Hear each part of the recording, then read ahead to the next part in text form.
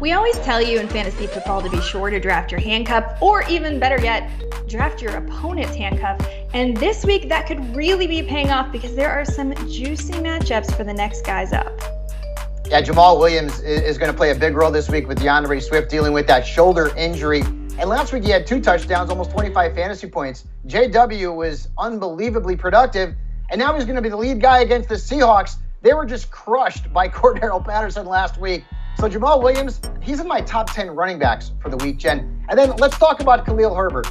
Now, at this point in time, we're unsure of David Montgomery's status. But if Montgomery cannot play this week, Herbert is a virtual must-start against the Giants. They gave up 178 rushing yards to Zeke, Pollard. How about the Cowboys on Monday night? So it's a good matchup, and Herbert was fantastic last week when David Montgomery went down. KHALIL Herbert certainly was fantastic, much to the chagrin of those of us who started David Montgomery expecting him to have a big day. But hey, it's fantasy football. There is some luck involved. Now let's talk about who we are going to sit at the running back position. You got a couple guys from the same draft class here.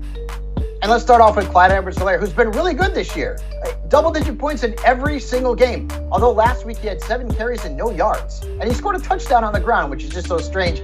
But he's probably going to be a flex starter in a lot of leagues, Jen, because he's been so good.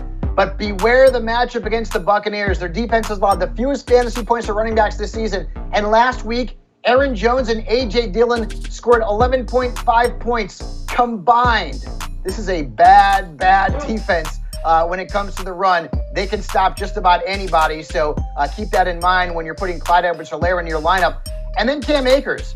Last week, hey, he got into the end zone. He still wasn't very good, though. He had 12 touches. Darrell Henderson only had 4. That's the good news. The bad news is that Henderson and Akers basically split the snaps down the middle in that backfield. Akers is a flex at best against the Niners. They've given up the fewest fantasy points to running backs dating back to last year in their last 8 games. So even though Akers is seeing his value rise a little bit, I still don't trust him.